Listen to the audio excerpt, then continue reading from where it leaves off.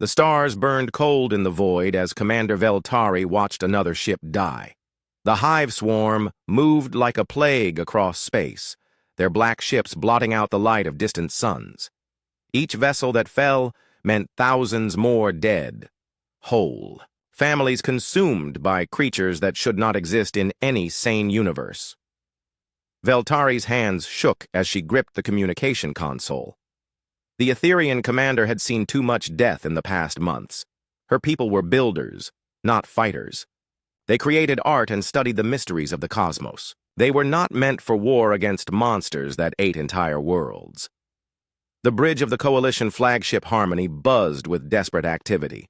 Officers from a dozen different species worked frantically at their stations, but Veltari could see the fear in their eyes. The same fear that kept her awake at night, the knowledge that they were losing this war badly. Lieutenant Kexathan approached her station with the latest reports. The young officer's blue skin had turned pale with exhaustion. "Commander, we've lost contact with the Kepler Defense Fleet. The hive broke through their lines 6 hours ago." Veltari closed her eyes. Another system fallen. Another billion souls consumed. The hive did not take prisoners or negotiate treaties. They simply ate everything in their path and moved on to the next meal. "How many ships do we have left?" she asked, though she already knew the answer would be bad. 347 vessels, Commander. Down from our original fleet of 2,000. The numbers felt like physical blows. In 6 months of fighting, the Coalition had lost over 80% of their military force. The hive seemed endless, spawning new ships faster than they could be destroyed. Veltari stood and walked to the main view screen. Through the transparent aluminum, she could see the remnants of the Coalition fleet hanging in space like broken toys. Ships designed for exploration and peaceful contact, hastily fitted with weapons they were never meant to carry. "Open a channel to all Coalition worlds," she ordered. "Emergency frequency, maximum range." The communication officer looked up with surprise. "Commander, that will broadcast to every system in known space, even the empty regions beyond the rim." "No," Veltari said quietly. "Do it." The channel opened with a soft chime. Veltari straightened her uniform and faced the camera, knowing this might be the last message the Coalition ever sent. "This is Commander Veltari of the Galactic Coalition Defense Force. We are broadcasting this message to all sentient species in the galaxy. Our civilization faces extinction. The hive swarms have broken through our outer defenses and are consuming entire star systems. They show no mercy and accept no surrender." She paused, gathering her strength for what came next. "We have fought with everything we have. Our ships, our weapons, our courage. None of it has been enough.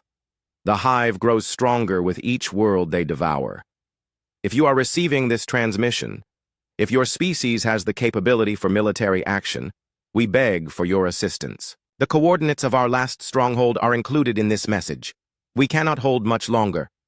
Veltari's voice broke slightly as she continued. "If no help comes, please remember us. Remember that the Coalition stood for peace and cooperation among all thinking beings. Do not let our ideals die with us." The transmission ended, and the bridge fell silent. Everyone knew the truth. The message was flying out into empty space. The Coalition had spent centuries mapping the galaxy, and beyond their borders lay nothing but dead worlds and cosmic dust. Far away, on a small research station orbiting the agricultural world of Kepler 442b, Dr. Hyunwoo Kim was having a perfectly ordinary day until everything changed. The Korean xenobiologist had been studying alien plant samples when his equipment suddenly came alive with an emergency signal. Hyunwoo frowned at the readings. His translation software was struggling with the broadcast, but the universal mathematical sequences were clear enough. Someone was calling for help. "So Young!" he called to his colleague in the next room. "You need to see this." Engineer So Young Park hurried over, wiping grease from her hands. She had been repairing the station's air recycling system when Hyunwoo's shout interrupted her work. "What's wrong? Is it another equipment malfunction?" "No. Look at this signal. It's coming from deep space, but it's not natural. Someone built this transmission." So Young leaned over his shoulder to examine the data. Her eyes widened as she recognized the pattern. "Those coordinates. Hyunwoo, they are close to human space. Maybe 3 days' travel at maximum burn. The two scientists looked at each other with growing excitement. First contact had been humanity's dream for generations. Earth had been expanding quietly into nearby systems, always hoping to find other intelligent life among the stars. "We need to contact Command immediately," So Young said. "This could be the moment we've been waiting for." Meanwhile, in the deep, black between stars, Captain Taemin Choi was conducting routine patrol when his ship's communication array lit up like a festival. The UES Indomitable was a typical human vessel, heavily armored, bristling with weapons, and built to survive. In the hostile environment of space, "Captain," called Communications Officer Han Sol Lee from her station. "We're receiving a broad-spectrum transmission on emergency frequencies. The signal is strange, sir." Taemin left his command chair and moved to the communication station. "Strange how?" "The mathematics are right, but the language is completely unknown. The computer is trying to translate, but it's going to take time. Play it anyway." The bridge speakers crackled to life with Veltari's desperate plea. Even without understanding the words, the emotion was clear. Fear, desperation, and the weight of impending doom colored every syllable. "Sir," said Lieutenant Commander Eugene Lee, the ship's Marine commander. "Whatever that is, someone is in serious trouble." Taemin nodded grimly. Eugene was a veteran of the Martian Rebellion, and she knew the sound of desperation when she heard it. If someone was broadcasting on emergency frequencies, they needed help badly. "How long until the translation is complete?" 15 minutes, Captain. Make it 10, and get me a connection to Fleet Command. Priority 1.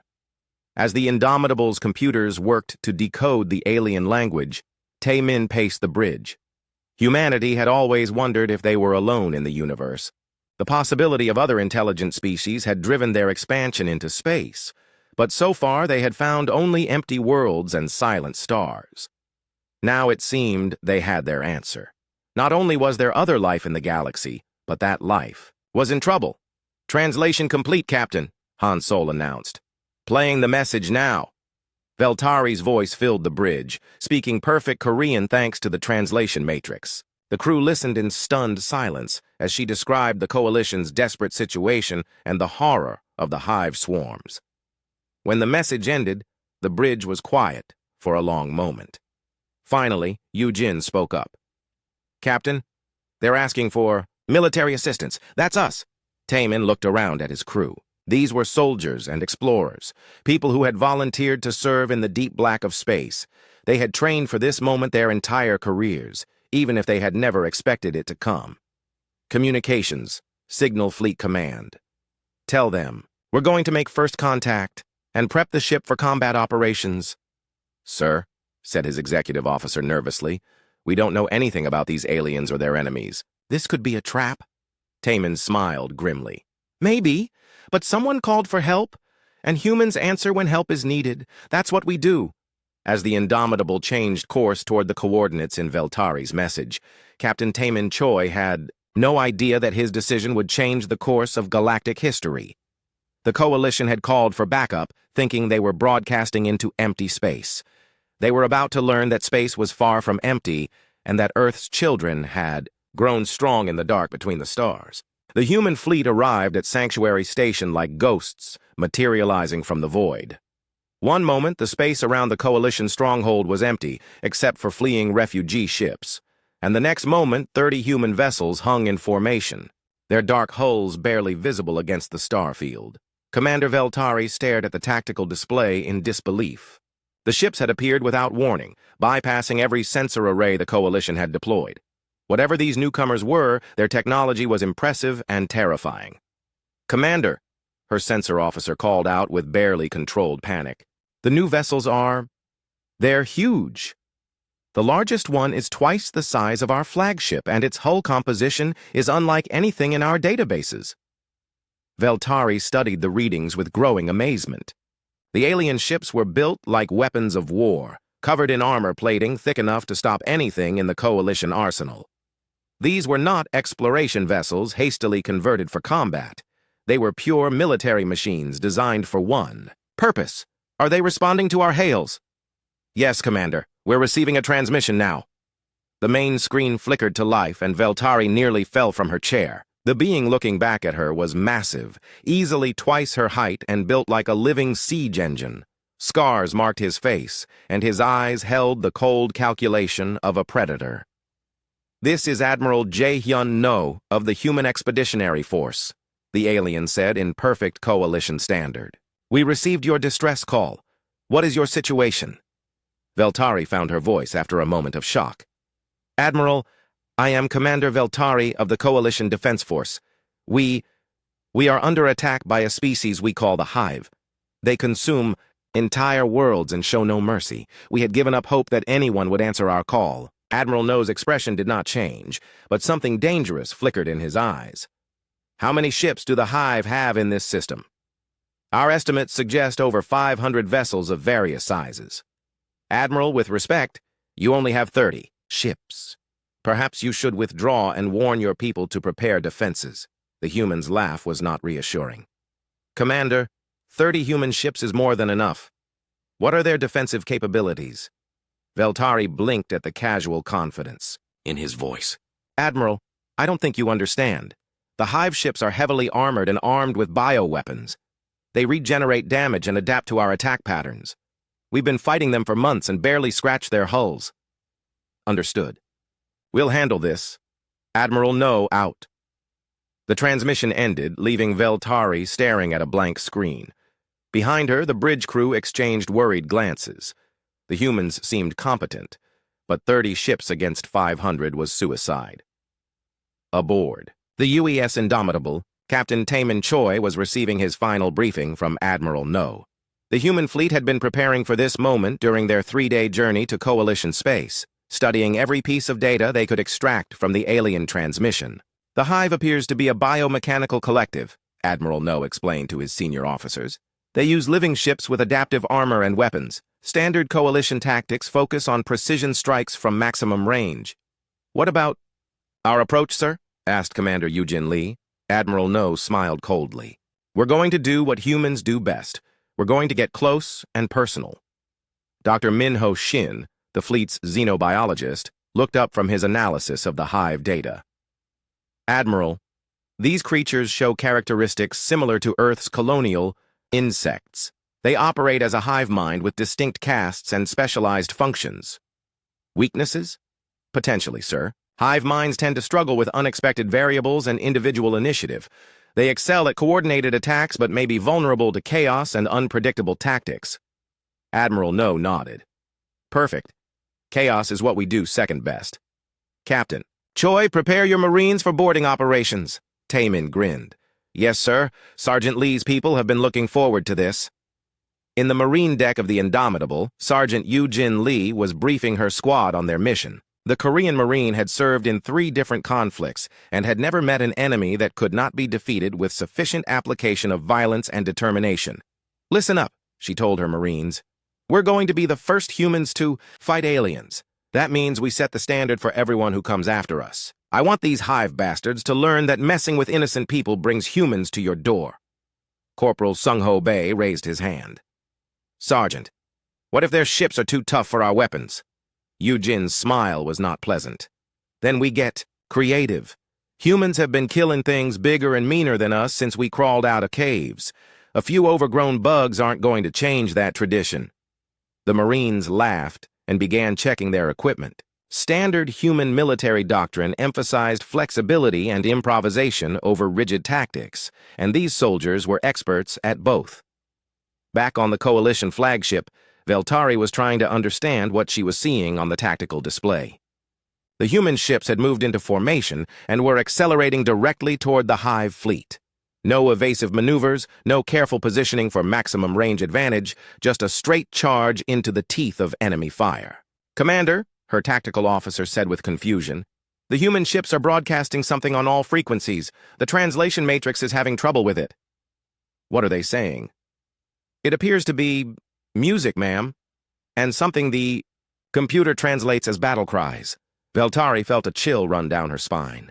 What kind of species charged into battle while singing? The Hive fleet had noticed the human approach and was moving to intercept. 500 bioships converged on the 30 human vessels like antibodies attacking an infection. Energy weapons began firing at maximum range, but the human ships simply absorbed the damage and kept coming. "Their armor is incredible," breathed the Coalition sensor officer. "The hive weapons are barely scratching their hulls." The first collision came as the human fleet reached the hive formation. Instead of engaging in the long-range duel that Coalition forces expected, the human ships crashed directly into the enemy formation and began boarding operations. Veltari watched in amazement as human soldiers in powered armor cut their way through hive ship hulls with weapons that seemed primitive compared to Coalition energy rifles.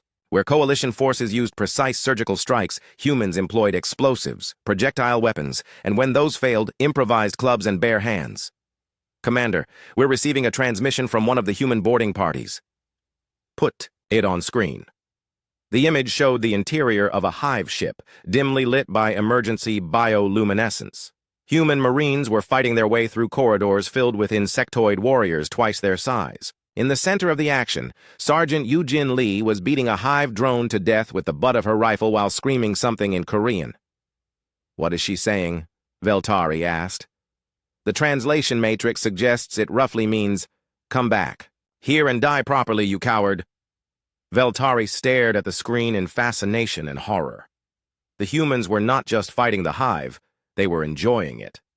These beings had evolved from predators, and combat was their natural element.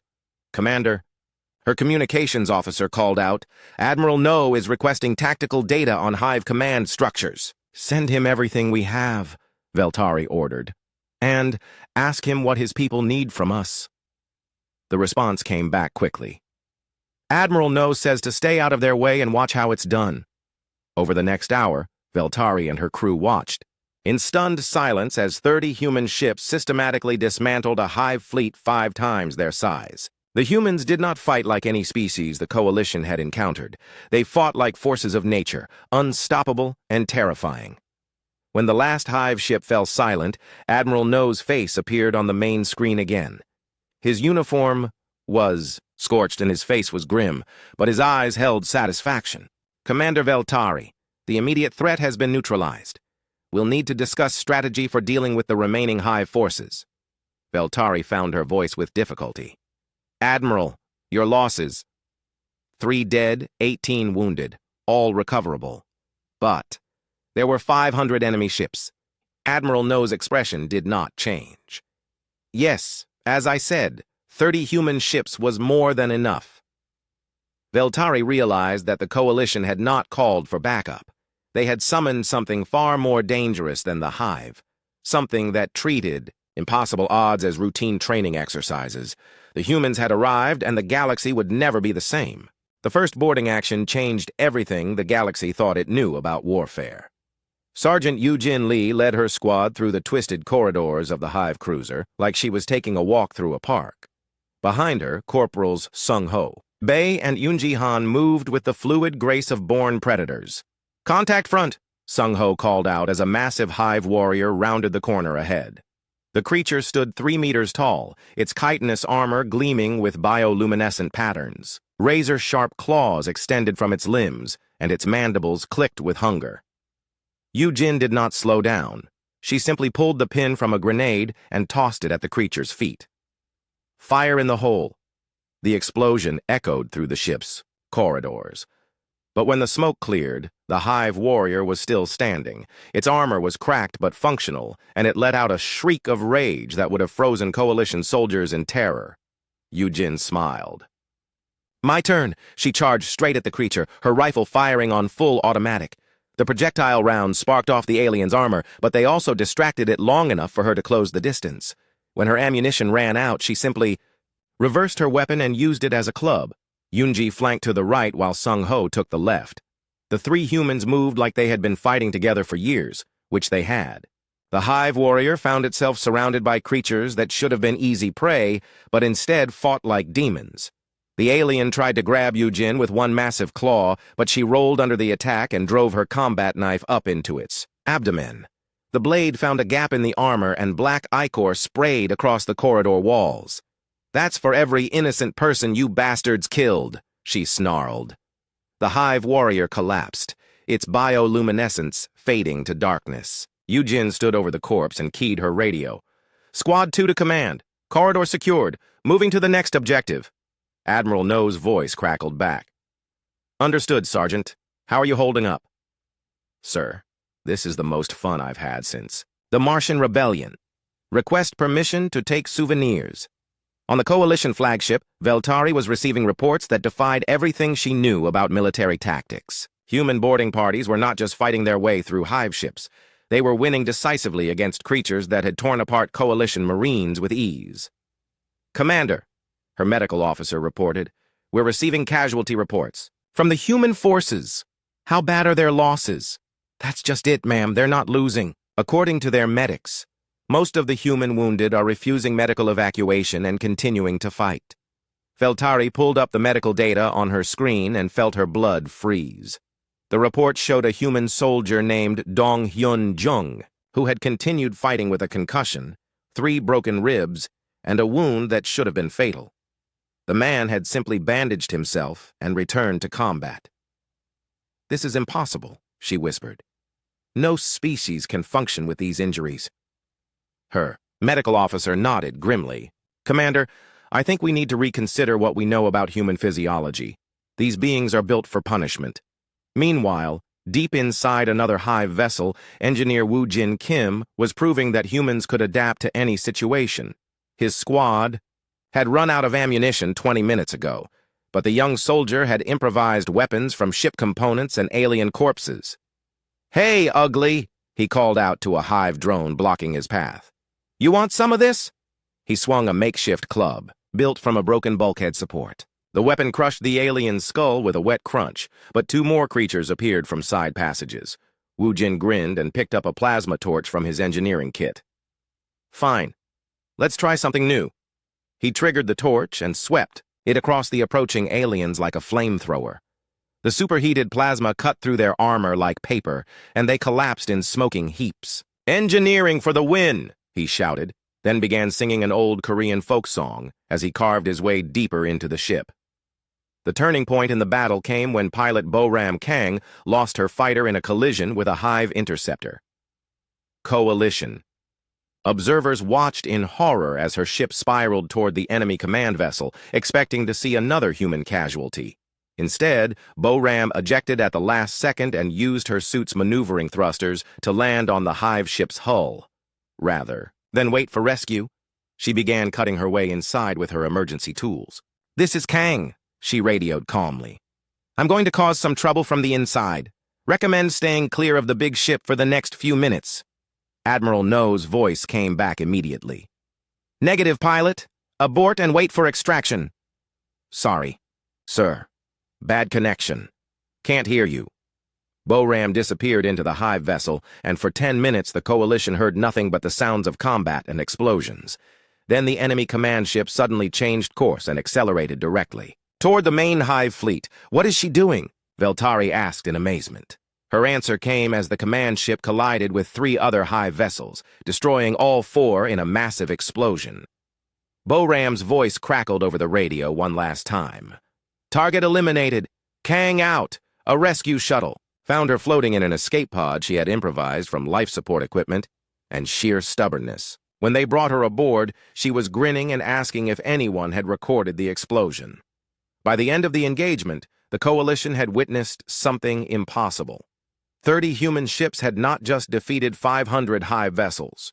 They had done it while suffering minimal casualties and making it look routine. Admiral No opened communications with Veltari as the last hive ship went dark. His uniform was torn and scorched, but his expression was satisfied rather than exhausted. Commander, the immediate threat has been neutralized. My compliments to your people for providing accurate intelligence on enemy capabilities. Veltari stared at him in shock. Admiral, you just destroyed an entire hive fleet. How is that possible? Ma'am, with respect, that wasn't a fleet. That was target practice. The real fighting hasn't started yet. Real fighting. Admiral No's smile was not reassuring. We need to track down the rest of the hive forces and make sure they understand what happens when they threaten innocent people. Humans don't fight to win battles, Commander. We fight to win wars. Dr. Minho Shin's analysis of captured hive specimens revealed disturbing intelligence.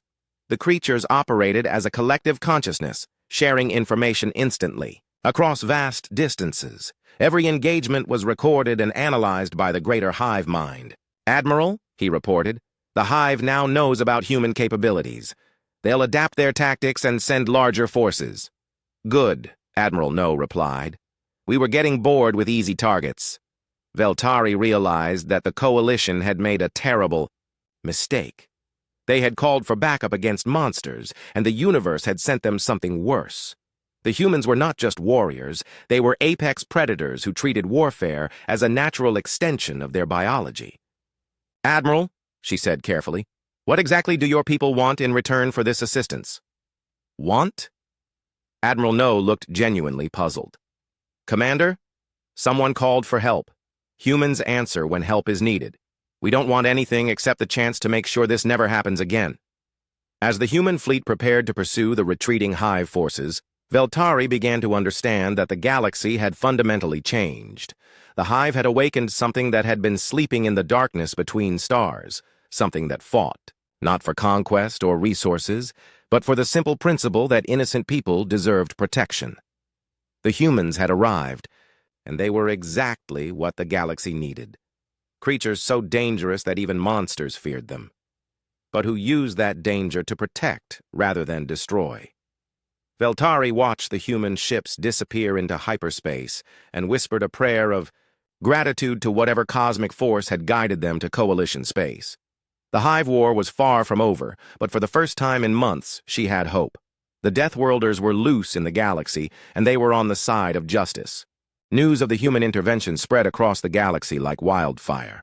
On peaceful worlds that had never known war, citizens watched holographic recordings of human marines fighting hive warriors with primitive weapons and impossible courage. Some species celebrated the arrival of powerful allies, while others wondered if they had traded one threat for another. Jiwon Seo stood before the Coalition Council on the ancient world of Concordia, humanity's first official diplomatic contact with galactic civilization. The Korean diplomat had been chosen for her calm demeanor and analytical mind, but even she struggled to explain her species to beings who had never known predators. "Honored counselors," she began, addressing the assembled representatives of 47 different species. "I understand your concerns about human military capabilities. You have questions about our intentions and our nature." Council Speaker Thysak, an elderly Etherian with crystalline skin, leaned forward with obvious nervousness. "Ambassador Seo, your species has demonstrated combat abilities that exceed anything in our historical records. In 3 engagements, human forces have destroyed hive fleets with minimal losses. This level of military efficiency is disturbing." Jiwon nodded calmly. "Speaker Thisak, I appreciate your directness. May I share some context about human development?" "Please do." Jiwon activated a holographic display showing Earth's history. Images of ice ages, volcanic eruptions, and massive predators filled the chamber. Humans evolved on a world that tried to kill us every day. We survived ice ages that lasted thousands of years, volcanic eruptions that blocked out the sun, and predators that hunted us for food. The council watched in fascination and horror as the display showed early humans hunting woolly mammoths with stone tools, fighting saber-toothed cats with fire and courage, and surviving disasters that would have destroyed most civilizations. We learned to work together because alone we died. We learned to fight because everything else wanted to eat us. We learned to adapt because our world changed constantly and adaptation meant survival. Counselor Vexith of the Peaceful Makers raised a tentacle. "Ambassador, this explains your combat capabilities, but not your motivations. Why do humans fight for species you have never met?" Jiwon smiled. "Because that's what we do. Humans have a saying, the only thing necessary for evil to triumph is for good people to do nothing. We cannot stand by and watch innocents suffer when we have the power to help. But surely your species has its own interests to protect." "Of course.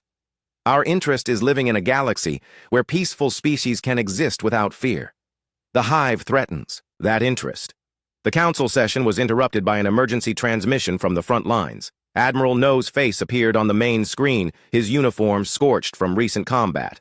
"Council, I need to report on Operation Deep Strike. We have successfully captured a hive queen alive. The chamber erupted in shocked voices. No coalition force had ever managed such a feat, and most scientists believed it was impossible. Admiral, Speaker Thisick managed, how did you accomplish this? We asked nicely, Admiral No replied with a straight face. When that didn't work, we applied more direct persuasion. The transmission switched to show the human special forces team that had carried out the mission. Commander Changwu Lim stood in the ruins of what had been a heavily defended hive complex, his soldiers casually guarding a creature the size of a small building. The operation took 6 hours, Changwu reported. We lost 2 drones and consumed approximately 30% of our ammunition reserves. No human casualties. Jiwan watched the council's reaction with professional interest. The beings around her were struggling to process information that defied their understanding of warfare and biology. Commander, Counselor Vexith asked shakily, how many soldiers did you deploy for this mission? 12, sir, plus technical support. 12 soldiers captured a hive queen? Yes, sir. Would have been faster with 20, but we worked with what we had. The mission briefing revealed the true scope of human adaptability. When the Special Forces team's equipment failed in the toxic atmosphere of the hive world, they had improvised breathing apparatus from captured alien technology. When their weapons were damaged by bio-corrosive defenses, they had used hive weapons against their creators. The most shocking moment came when Private Seok Jin Yu had encountered a hive war beast, a creature designed specifically for killing. Instead of retreating or calling for support, he had stared the monster down until it submitted to his authority. How is that possible? Demanded Dr. Krelith, the coalition's leading expert on hive biology. Simple, Seok Jin replied via radio link. Everything recognizes an alpha predator when it sees one. Even artificial creatures have that instinct. Dr. Minho Shin's analysis of the captured queen provided crucial intelligence about hive weaknesses. The xenobiologist had worked around the clock to understand how the enemy collective mind functioned. The hive operates on pure mathematical logic, he explained to the Joint Command staff. They calculate acceptable losses, optimal resource allocation, and tactical probabilities. What they cannot calculate is irrationality. Admiral No leaned forward with interest. Explain. Humans fight beyond logical parameters. We continue. Combat when mathematically defeated, achieve victory through impossible odds, and make tactical decisions that no computer could predict. The hive mind simply cannot process our behavior. This revelation explained why human forces had been so successful. The hive had evolved to fight rational opponents who retreated when faced with overwhelming odds. Humans did not retreat. They adapted, improvised, and kept fighting until something gave way. The psychological impact of human involvement became clear during the Battle of Kepler Prime. Coalition forces had been retreating from the system when human reinforcements arrived. Instead of joining the withdrawal, the humans had turned the retreat into a counterattack. Wounded Marine In Su Moon had delivered the statement that became humanity's motto in galactic records. Surrounded by hive warriors with no ammunition left and severe injuries, he had looked directly at a coalition camera and spoken words that chilled alien blood. You want to know what separates humans from the rest of the galaxy? When we're backed into a corner with no way out, we don't surrender. We reload. He had then proceeded to beat 3 hive drones to death with an empty rifle before reinforcements arrived. The footage spread across coalition space within hours, and recruitment for the joint forces tripled overnight. The hive began retreating for the first time in their recorded history. Their collective consciousness had calculated that continued engagement with human forces resulted in unacceptable losses and no strategic gain. For a species that consumed galaxies, this was unprecedented. They're afraid, Dr. Minho Shin reported with satisfaction. The hive mind has classified humans as an existential threat and is attempting to withdraw from our operational area. Good, Admiral No replied. That gives us time to plan the final offensive. Veltari, now serving as coalition liaison to the human fleet, reviewed the strategic situation with growing amazement. In 6 months of fighting, the coalition had lost most of their fleet and billions of civilians. In 6 weeks of human involvement, the hive had been reduced to a retreating remnant desperately seeking escape. "Admiral," she asked during a strategy meeting, "what is your assessment of Hive capabilities now?" "They're finished," Admiral No replied with certainty. "The Hive mind has realized it cannot win against human forces, so it's trying to cut losses and escape. We won't let that happen. But surely they still have superior numbers." Admiral No's smile was predatory. "Commander, numbers don't matter when your enemy is afraid to fight. The Hive used fear as a weapon against the Coalition, but they've never experienced fear themselves. Now they know what it feels like to be prey." As human forces prepared for the final push into Hive space, Jiwon Seo addressed the Coalition Council one last time. Her words would be remembered as the moment the galaxy understood what humans truly were. "Counselors, you have asked what humans want from this war. The answer is simple. We want to make sure it never happens again. We want the Hive to understand that threatening innocent species brings consequences they cannot escape. We want every potential aggressor in the galaxy to know that Earth's children are watching, and we protect what we care about." The Council voted unanimously to support the human offensive. They had learned that sometimes the best defense against monsters was to have bigger monsters on your side. The tide of war had turned, and the galaxy held its breath as Earth's Deathworlders prepared to finish what the Hive had started. The final battle for the galaxy's future took place in the heart of Hive space, where massive bioships had gathered around their home world like antibodies protecting an infection. Admiral Junho An commanded the combined human coalition fleet. From the bridge of the UES Retribution, watching as 1,000 enemy vessels moved to intercept them. "Sir," reported his tactical officer, "the Hive fleet outnumbers us 3-1. They've positioned themselves in defensive formations around their core worlds." Junho studied the tactical display with professional interest. The Hive had learned from their encounters with human forces and adapted their strategy accordingly. They were no longer charging into close combat where humans excelled, but instead trying to use their numerical advantage from range. "They're thinking like prey now," he observed. "Signal all ships. We're going to show them why that doesn't work either." The human fleet advanced in perfect formation, absorbing the massive firepower directed at them. Coalition ships provided covering fire while human vessels pushed deeper into the enemy formation. But this time, the engagement would be different. The humans had learned too. Captain Soo-Jin Che commanded the carrier Vindication, launching waves of fighters that moved like schools of predatory fish through the Hive formation. Her pilots had trained specifically for this moment, and they struck with surgical precision at the bioship's weak points. "All fighters, this is Che. Remember? You're training. These bastards eat worlds for breakfast, but they've never faced Earth's children in their own backyard. Show them what we think of bullies." The space battle raged for 12 hours, but the outcome was never truly in doubt. The Hive had superior numbers, but not superior will. When human boarding parties began cutting their way through enemy command ships, the collective consciousness made its final calculation. The Hive surrendered. The formal ceremony took place aboard the Coalition flagship, with representatives from every member species present to witness the end of the most destructive war in galactic history. Admiral Soo-Jin Che, now promoted after her performance in the final battle, stood across from the Hive Queen Prime as the surrender documents were signed. "By the authority of the Galactic Coalition and the Terran Federation," Soo-Jin announced, "I accept the unconditional surrender of the Hive Collective. Your war crimes against innocent species are hereby acknowledged and recorded." The Queen Prime, speaking through a translation device, made the declaration that would echo across the galaxy. "The collective acknowledges defeat. We submit to human authority and accept judgment." Soo-Jin's response became legendary among both human and alien historians. "We don't want your submission. We want your understanding. You have two choices. Find a new galaxy to infest, or we'll find you and finish what you started. Choose wisely." The aftermath of the war reshaped galactic civilization in ways no one had anticipated. The Coalition offered humanity full membership and access to advanced technology, but Admiral No's response surprised everyone.